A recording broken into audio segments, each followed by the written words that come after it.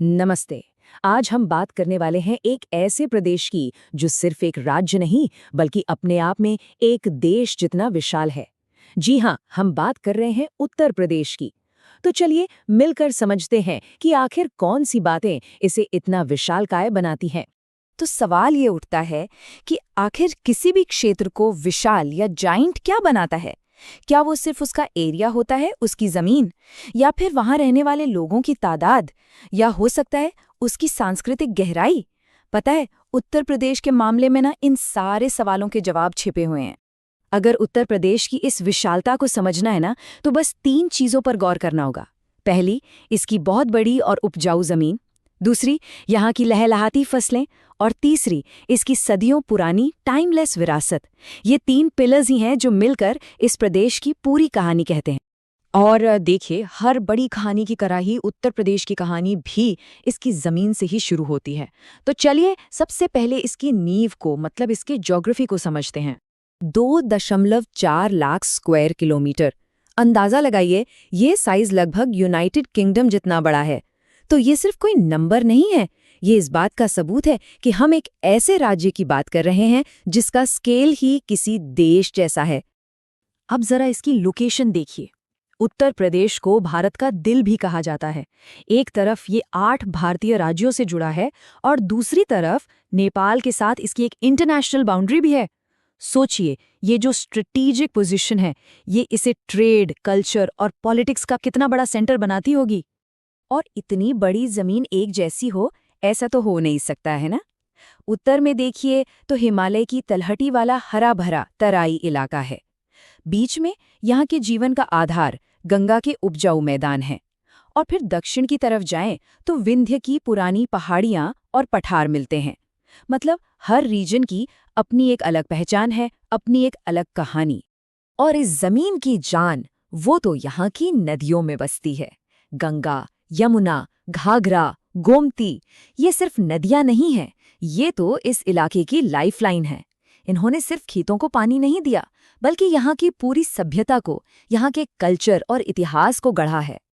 और इन सब नदियों में भी सबसे खास है गंगा और यमुना के बीच का एरिया, जिसे दोआब कहते हैं। दोआब मतलब 2 पानी के बीच की जमीन। यहाँ की मिट्टी, जिसे जलोढ़ मिट्टी या आलवियल सॉइल कहते हैं, वो हजारों सालों में इन नदियों के साथ बहकर आई है। और यही मिट्टी उत्तर प्रदेश की खेतीबाड़ी की तरक्की का असली सीक्रेट है। इसी की वजह से ये इलाका इंडिया के सबसे फर्टाइल रीजन्स में से एक है। तो अब हमारे पास क्या क्या है? उपजाऊ मिट्टी है, जीवन देने वाली नदियां हैं। इस पूरी पिक्चर को कंप्लीट करता है यहाँ का मौसम। गर्मियां, सर्दियां और सबसे जरूरी मॉनसून की बारिश। ये सब मिलकर एक परफेक्ट स्टेज तैयार करते हैं जिस पर समृद्धि की फसलें उगती हैं। तो इस जबरदस्त जमीन और मौसम की वजह से क्या होता है? जाहिर है, फसलें। और यही हमें हमारे दूसरे पिलर तक लेकर आता है। यहाँ की पैदावार, यहाँ की फसलें, ये सच में इस जमीन का एक अनमोल तोहफा है। उत्तर प्रदेश को भारत का अन्न भंडार या the food basket of India ऐसे ही नहीं कहते। ये टाइटल इस बात का सबूत है कि ये राज्य करोड़ों लोगों का पेट भरने में कितना बड़ा रोल निभाता है। सच तो ये है कि यहाँ के खेतों में जो उगता है वो पूरे देश की थालियों तक पहुँचता है। अगर कुछ आंकड़ों की बात करें तो गन्ना मतलब शुगर केन के प्रोडक्शन में तो ये इंडिया में नंबर 1 है, सबसे बड़ा प्रोड्यूसर। इसके अलावा गेहूं, चावल और दालें, इन सब के उत्पादन में भी ये देश के टॉप स्टेट्स में से एक है। इससे पता चलता है कि यहाँ की खेती कितनी डाइवर्स और प्रोडक्टिव है। यहाँ की खेती ना मौसम के साथ साथ चलती है। जैसे मॉनसून में होती है खरीफ की फसल, जिसमें मेनली चावल और दालें होती हैं।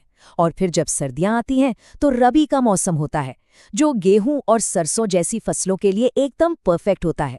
ये साइकिल पूरे साल खेतों को हरा भरा और बिजी रखता है।